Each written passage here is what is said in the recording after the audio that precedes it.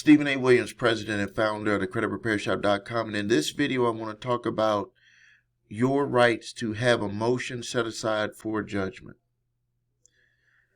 If you were sued by a debt collector, sued by an original creditor, and you did not respond to the court summons, you have a right, if you want to appeal. But to appeal it, you have to file a motion to set aside the judgment. Now, I've had YouTube subscribers and some emails and live chats come across with something that I've heard before, and I want to alert you to it just in case you are being sued and you have a judgment against you and someone says to you that you don't have a right to motion to have the judgment set aside. We had a YouTube subscriber report to us, and they said that they went in their state, they got a judgment, and they were looking at the options to be able to fight the case so they wouldn't have because the next thing they know is going to be a judgment against them. And they had watched my other videos, and they saw a video about motioning to set aside the judgment, and they said that they went to the legal aid department or whatever it is in their courthouse, and they also spoke to someone in the judge's office, and they said that they told them that they could not motion to set aside the judgment. And I said, well, what state do you live in? Because I'm going to check on that, and that does not sound right. And they said specifically for small claims court. So I said, okay, well, give me your state. And then I went, did my little research, and lo and behold, you can motion to set aside a judgment in a small claims case in their state. And it specifically stated that the grounds for vacating the judgment, and they gave some numbers on there, and this individual qualified for the first one. The first reason that the judges would vacate the judgment 100% of the time, but you got to write the motion up the right way, but 100% of the time was lack of proper service.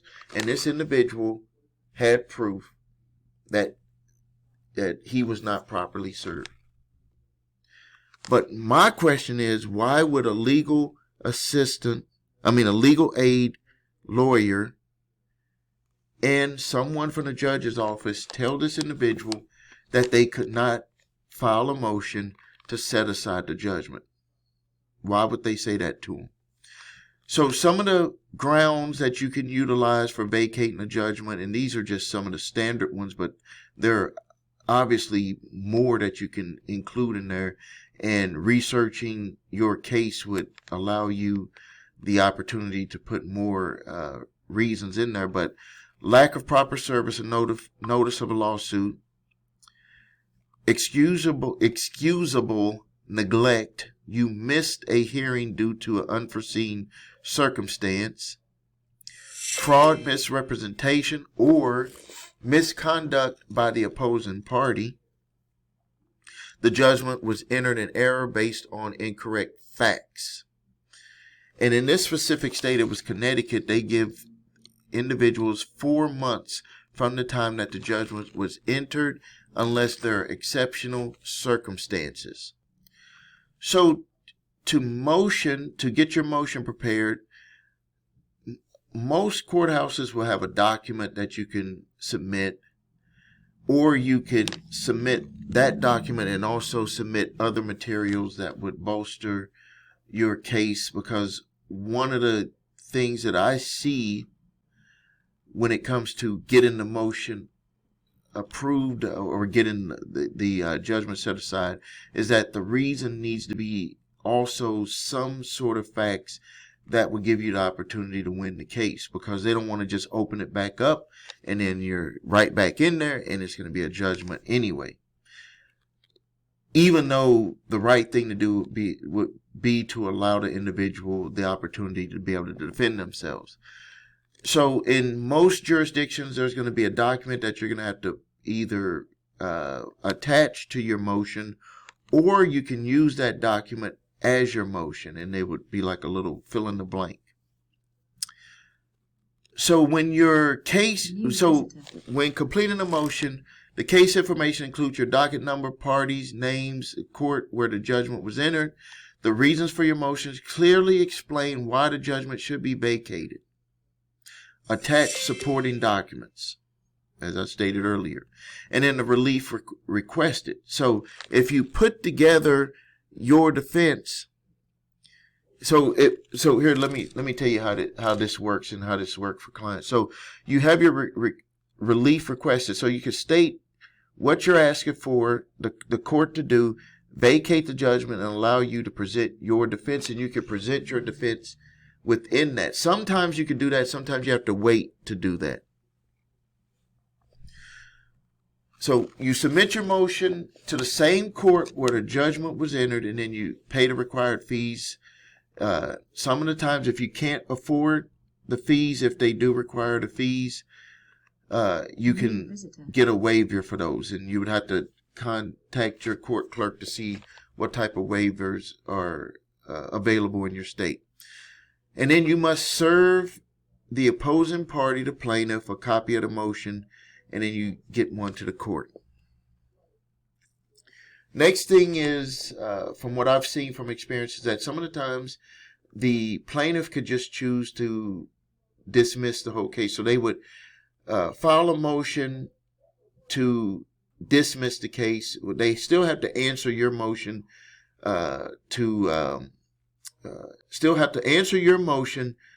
the set aside of the judgment. They have to answer that just with proper the proper process.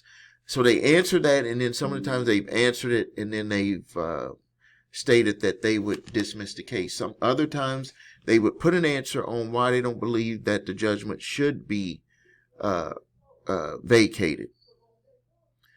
And you know, if when they put in their motion, the judge is still going to make the ultimate decision. If the motion is granted, the judgment will be vacated, and then there's a case where you might have a trial or other options for resolution. If the motion is denied, then you need to consult with the plaintiff attorney on figuring out a resolution that is available for you. And again, certain resolutions could be that you could settle it for less with a lump sum payment, or you can set up payment arrangements. But at least you fought it to the end, and you know that there wasn't going to be anything else that you could do. If the motion is granted, and then they're going to have the case, remember you need to put forth the defense to be able to win the cases. If you don't want to just have it reopened, and then you're just standing there, you know, the same way that you were before. You need to have something in hand to be able to put a defense together to win your case.